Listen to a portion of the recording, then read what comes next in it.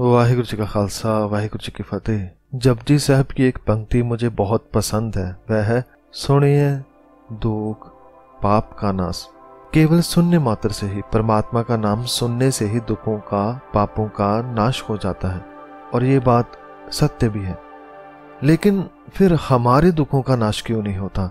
क्यों हमारे मन के दुख भ्रम वही के वही हैं? इसका एक ही जवाब है कि हमने सुना तो है मगर ध्यान से नहीं सुना। जैसे अंग्रेजी में सुनने के दो शब्द हैं, एक है हियर, दूसरा है लिसन।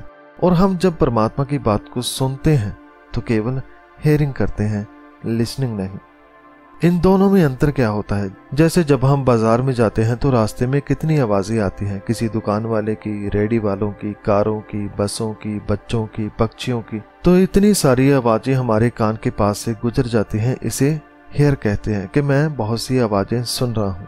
लेकिन जिस आवाज की ओर हम आकर्षित हो जाते हैं, जिसे हमारा मन सुनने को राजी हो जाता है, चाहे वह किसी दुकानदार की आवाज है जहाँ से हमने सामान लेना है, या फिर अपने साथी की आवाज जो हमारे साथ चल रहा है, जिसको हमने ना केवल सुना बल्कि जवाब भी दिया, इसे लिसन कहते हैं, लिसनिंग कहते हैं। भाव मन ने ध्यान लगाकर इस आवाज को सुना है। तो हम जब कुर्बानी को पढ़ते हैं या फिर कोई समागम सुनते हैं या कोई कथा या शब्द सुनते हैं, तो उस सुनने में यदि हमारा मन राजी हो जाए, उस शब्द में ध्यान लगा ले, तो वह शब्द मन में उतर जाता है और उसका असर जरूर होता है, क्योंकि हमने उसे मन लगाकर सुना है। तो संगत जी, इस वीडियो में हम यही बात समझने की मिलजुल कर कोशिश करेंगे कि हम अपने सुनने की शक्ति को कैसे बढ़ा सकते हैं, जिससे हमारे दुख भी दूर हो जाएं। संगत जी, केवल सुनने द्वारा बहुत सारे भक्तजन परमात्मा से मिल गए। इसके बहुत सारे उदाहरण गुरबानी में मिलते हैं। जिस तरह एक गणिका के बारे में गुरबानी में बहुत बार उल्लेख किया है कि जब एक साधु जिसके पास एक तोता था जो राम का नाम लेता था, जब वह तोता साधु ने एक वेश्वा को दिया तो वह वेश्वा यानी गणिका राम के नाम को सुनने लग गई और रोज सुनते सुनते उसका ध्यान उस नाम में लग गया और उसी से उसका जीवन बदल गया। इसके बारे में गुरु साहब का फरमान है कि संगत का गुण बहुत अधिकाई, पढ़ सुआ गणक उदारे। सुआ करते हैं तोता। भाव तोते ने जब राम का नाम कहा तो गणिका ने उसे सुना, उस नाम की संगत की। और गुरु साहब फरमाते हैं कि संगत का असर सबसे अधिक होता है, जैसे गणिका पर हुआ और वह भव सागर से पार लग गई।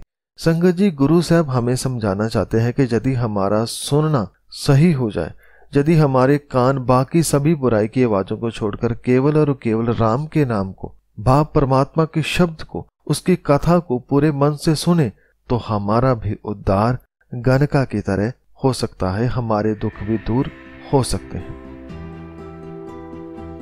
संगत जी, अब हम एक और बात समझते हैं कि हम गुरु साहब की बात को सुन क्यों नहीं पाते, या हमारे कान या मन क्यों उस तरफ ध्यान नहीं देता जब हम कथा सुन रहे होते हैं या शब्द सुन रहे होते हैं या खुद पाठ करके उसे कानों द्वारा सुनने की कोशिश करते हैं, तो वह शब्द हम पर असर क्यों नहीं करते? तो सबसे पहली बात कि शब्द असर करते हैं, इसमें कोई दो राय नहीं। शब्द ने तो बहुतों का उद्धार किया, लेकिन जब हम में खोट हो, हमारे कान वहां हाजिर ना हो, तो उसमें दोष हमारा होता है, गुरबानी का नहीं। जैसे कि गुरु साहब हमें गुरबानी द्वारा समझाते हैं कि कान क्यों नहीं सुन पाते। गुरु साहब फरमाते हैं कि श्रवण सोए सुन निंद विचार। भाव कान कैसे कथा सुने, कैसे गुरु की वाणी सुने? वह तो सो रहे हैं, और सो कैसे रहे हैं? निंदा सुन सुनकर, बुराई को सुन सुनकर। कहने का अर्थ कि जब बुराई सुननी हो तो वह बड़े एकाग्रता से सुनते हैं, और जब अच्छाई सुननी हो तो सो जाते हैं। जैसे जब धार्मिक स्थान पर हो या पाठ कर रहे हो तो कान केवल हेयरिंग करते हैं, उसमें ध्यान नहीं देते और मन कहीं और ही चला जाता है। क्यों चला जाता है? क्योंकि मन और कान का आपस में मेल नहीं है, क्योंकि मन को अभी ये सुनना पसंद नहीं। लेकिन संगत जी, इसे हमने ठीक करना है, मन को वापस लाना है और गुरु के शब्द से जोड़ना है, ताकि हम गुरबानी का लाभ ले सकें। लेकिन उससे पहले एक और उदाहरण इसी तरीके की गुरबानी में से लेते हैं, जिसमें गुरु साहब फरमाते हैं कि हम क्यों नहीं सुन पाते, हम शब्द के ऊपर ध्यान क्यों नहीं लगा पाते। गुरु साहब फरमाते हैं कि जब तक मन माया में रंगा हुआ है, जब तक इसे बाहर के रंग तमाशे यानी वह बातें जो इसे सत्य से दूर करती हैं, जो रब से दूर करती हैं, जब तक मन ऐसी बातें पसंद करेगा, तब तक वह अच्छी बातों के प्रति अंधा और बहरा रहेगा। जैसे कि गुरु साहब गुरबानी में फरमाते हैं कि माया तारी अत अन्ना बोला, शब्द ना सुने बोहरोल कचोला। अर्थात जब तक हम मायाधारी हैं, जब तक मन विकारों में फंसा है, तब तक वह गुरु के शब्द के प्रति अंधा है, बहरा है। वह गुरबानी को पढ़ता तो है, सुनता तो है, लेकिन इस पर असर नहीं होता, क्योंकि अभी तक इसे वह शोर पसंद है जो इसे शब्द से दूर करता है। तो संगत जी, हमारे कान कब सच सुनना पसंद करेंगे, कब हम गुरु की वाणी को मन लगाकर सुनेंगे, ये एक बड़ा सवाल है। इसका जवाब भी हम गुरबानी में से खोजने की कोशिश करते हैं। संगत जी, हम गुरु के शब्द को कैसे मन लगाकर भावपूरी एकाग्रता से सुने, इस सवाल के जवाब में हो सकता है विद्वानों की अलग से कोई राय हो, लेकिन मैंने जो अब तक गुरु साहब की कृपा से सीखा उसके बारे में बताना चाहता हूँ कि पहले मैं भी गुरबानी ऐसे ही पढ़ता था, परंतु जब मैंने शब्द की विचार करनी शुरू की तो मन धीरे धीरे जुड़ने लग गया, कान वाणी को सुनने लग गए, पूरा ध्यान लग गया। कहने का अर्थ कि जैसे बच्चों को कोई चीज समझानी हो तो हम उन्हें प्रैक्टिकल करके दिखाते हैं। जैसे उन्हें लिखना सिखाना है, बोलना सिखाना है, तो हम उसे पहले लिख कर या बोलकर सिखाते हैं। अगर बच्चे बड़े हो गए हैं तो गाड़ी चलाना सिखाना है, घर का काम काज सिखाना है, तो हम उन्हें केवल बोलकर नहीं बल्कि उस काम को पहले खुद करके दिखाते हैं। तो फिर बच्चे जल्दी सीख जाते हैं, फिर वह उस काम का मजा भी ले पाते हैं, उसका स्वाद, उसका रस ले पाते हैं। इसी तरह हमने मन को बच्चे की तरह समझाना है कि गुरु का शब्द क्या कहता है, उसे प्रैक्टिकल करके भाव एक एक शब्द की विचार करनी है।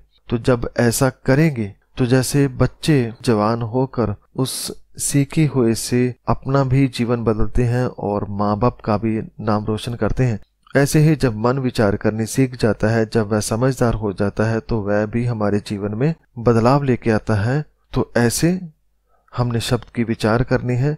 जब हम ऐसा करेंगे तो मन शब्द का रस लेने लग जाएगा, जिसके बारे में गुरु साहब फरमाते हैं कि सुन सिखिया साध न आयो, जिच्चर गुरमुख शब्द न लागे।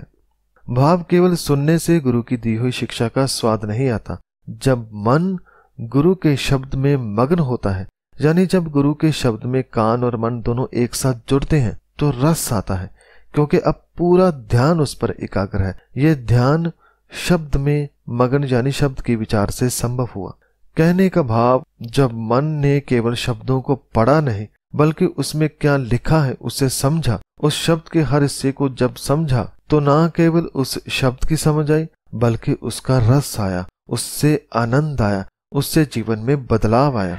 तो सुनना सही करना है तो शब्द की विचार खुद करें, समझे कि इसमें क्या क्या लिखा है, ये बहुत ही जरूरी है। संगत जी, इसे और आसान शब्दों में समझने की कोशिश करते हैं कि जब हम सहज पाठ करते हैं या कोई भी पाठ हम अकेले बैठकर करते हैं, तो गुरबानी में आए शब्दों को समझे, उन्हें पहचाने, उनके अर्थ जाने। जैसे हम एक पंक्ति लेते हैं, अंत की बार को खरा न होसी, सब मिथ्या अस्नेही। अब इस शब्द में खरा शब्द का क्या अर्थ है हमें इसका नहीं पता, तो हमें यहाँ पर थोड़ा रुकना है, थोड़ा सोचना है कि इस शब्द का क्या अर्थ होगा। या फिर यहाँ पर एक शब्द हो रहा है मिथ्या, इसका क्या अर्थ होगा। जिस दिन हम इस तरह से सोचने लग गए, समझिए आपका प्रैक्टिकल शुरू हो गया, समझिए आप शब्द की विचार करने वाले हो गए। संगत जी, जब ऐसा होता है तो आपको बहुत कुछ प्राप्त होता है। एक तो शब्द के अर्थ पता चलते हैं, दूसरा गुरबानी के शब्दों में ध्यान लग जाता है, तीसरा गुरु के प्रति प्रेम बढ़ता है, और फिर मन और कान दोनों एकदम से गुरबानी में लगने लग जाते हैं। भाव मन एकाग्र हो जाता है, हम सुनने लग जाते हैं जब मन शब्द की विचार करता है। तो इस पंक्ति में जो खरा है, यदि आप नेट पर सर्च करें या फिर आप महान कोश पढ़ें तो आपको इसके अर्थ मिलेंगे तेज या अच्छा या फिर बढ़िया। और मिथ्या को सर्च करें तो पता चलेगा इसका अर्थ है जो सत्य ना हो, यानी जो झूठ हो उसे मिथ्या कहते हैं। तो ऐसे शब्द की विचार करनी है। यदि फिर भी आपको नेट से या डिक्शनरी से कुछ नहीं पता चलता तो उस शब्द के बारे में यूट्यूब पर सर्च कर सकते हैं, कोई कथा सुन सकते हैं, उस टॉपिक पर कोई किताब पढ़ सकते हैं। जब ऐसे हम करने लग जाएंगे तो हमारा सुनना सही हो जाएगा।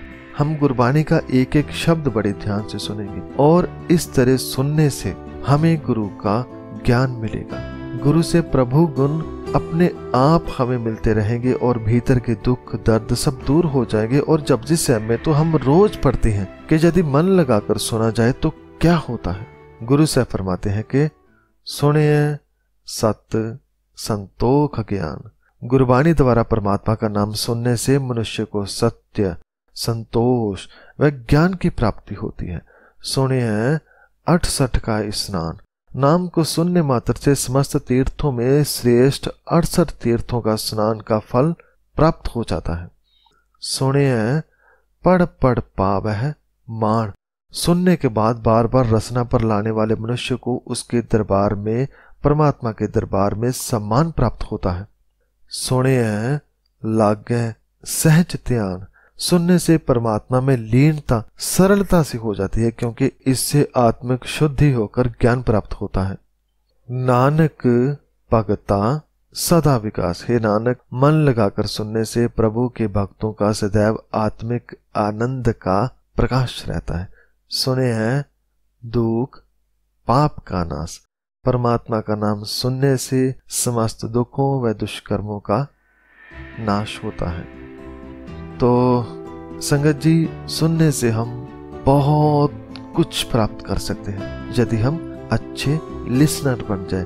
यदि हम पाठ को करते समय पूरा ध्यान गुरु के शब्द पर लगाते, जब ऐसा करते हैं तो हमें उससे बहुत कुछ मिलता है। ना केवल ज्ञान बल्कि शांति प्राप्त होती है, सुख प्राप्त होता है, दिन भर का आनंद प्राप्त होता है। तो संगत जी, गुरु के शब्द को, गुरबानी को सुने, मन लगाकर सुने, एकाग्र होकर सुने और अपने दुखों को दूर करें।